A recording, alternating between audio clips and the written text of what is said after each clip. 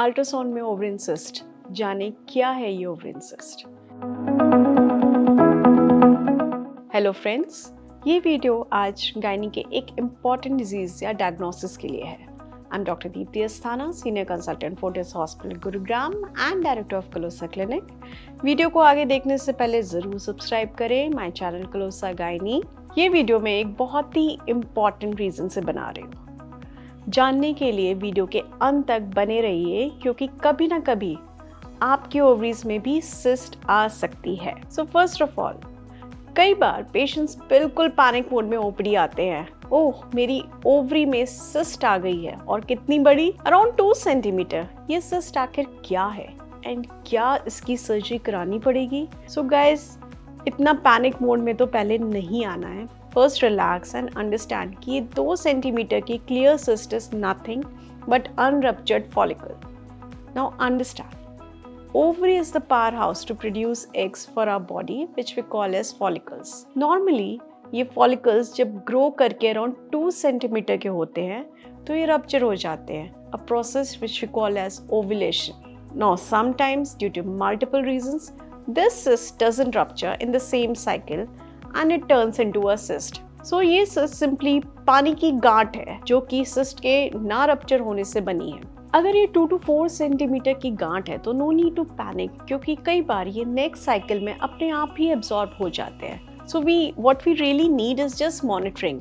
हमें 2 महीने के बाद एक अल्ट्रासाउंड करके दोबारा देखना होता है कि ये एब्जॉर्ब हुई कि नहीं। सिम्टम्स की बात करें तो जैसे जैसे ये सिस्ट बड़े हो जाते हैं वैसे वैसे कैप्सूल के स्ट्रेच होने से पेनफुल हो सकते हैं। So don't ignore any lower abdominal pain thinking कि एक गैस पेन है। See your gynecologist and get investigated. Now next ये confusion बहुत होती है कि सिस्ट बच्चेदानी में है या अंडेदानी में है। Now usually यूट्रस में जो गांठ होती है उसको हम फाइब्रॉइड्स कहते हैं and ovaries में usually सिस्ट पाए जाते हैं। Now usually ओवरिन सिस्ट बहुत टाइप्स के होते हैं and सारे टाइप्स के डेंजरस नहीं होते। अगर सिस्ट सिंपल क्लियर है तो ये यूजुअली अनरप्चर्ड फॉलिकल होती है, जैसे कि अभी हमने डिस्कस किया। बट अन्य तरह की सिस्ट भी हो सकती है, जैसे dermoid cyst, endometriotic cyst, mucinous cyst etcetera. इन सब की बात हम पहले के वीडियोस में कर चुके हैं, जिनको आप जरूर देखें।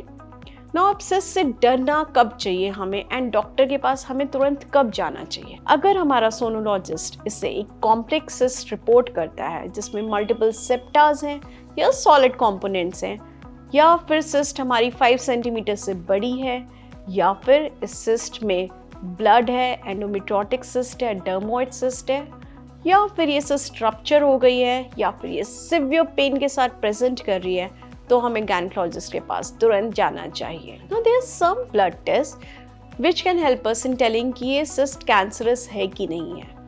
इन ब्लड टेस्ट को हम ट्यूमर मार्कर्स बोलते हैं, the commonest being CA-125।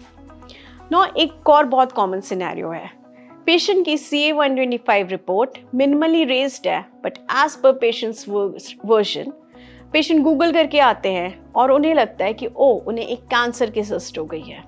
But actually में बहुत सारी बेनाइन कंडीशंस हैं जिसमें CA-125 रेज्ड हो सकता है, जैसे कि एंडोमेट्रियोसिस, जिसमें बॉडी काफ़ी इन्फ्लेम्ड होती है। यूजुअली एंडोमेट्रियोसिस में CA-125 रेज्ड होता है, बट उतना नहीं जितना कि कैंसर वाली सिस्ट में। So let your doctor decide the diagnosis and आपको पैनिक करने की बिल्कुल ज़रूरत नहीं।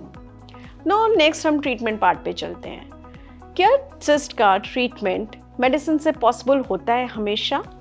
नो सी, अगर ये क्लियर सिस्ट है तो आपको ज़रूर 21 दिन की हार्मोनल पिल दी जाएगी जो हेल्प करती है हार्मोन्स को लो डाउन करने में एंड एब्जॉर्ब करने में। कई बार एंडोमेट्रियोटिक सिस्ट में भी हम हार्मोनल पिल्स का इस्तेमाल करते हैं, जो कि काफ़ी अच्छा रिस्पॉन्स भी देती हैं। बट अगर सिस्ट आपकी सॉलिड सिस्ट है या सिस्ट बड़ी है तो प्लीज़ डॉक्टर को आप ज़रूर मिलें एंड ट्रस्ट योर डॉक्टर।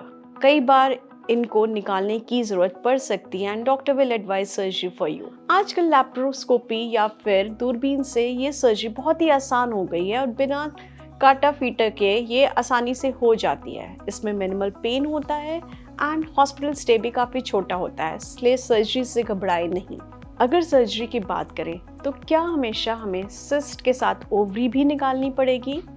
नहीं, यूजुअली हम सिर्फ सिस्ट को निकालते हैं एंड नॉर्मल लुकिंग ओवरी को, जिसे हम स्ट्रोमा कहते हैं, वहीं पे छोड़ देते हैं अनलेस एंड अनटिल हमें कैंसरस सस्पेक्ट होती है। अगर बाय चांस एक ओवरी निकल भी गई तो पेशेंट आराम से दूसरी ओवी से नॉर्मल अंडे बना सकता है एंड प्रेग्नेंट हो सकता है। बट जैसा कि मैंने बताया, यूजली ओवरीज नहीं निकलती हैं, ओनली सर्जरीज के द्वारा हम सिस्ट को निकालते हैं। होप इस वीडियो से ओवरिन सिस्ट रिलेटेड आपके काफ़ी सारे डाउट्स क्लियर हो गए होंगे।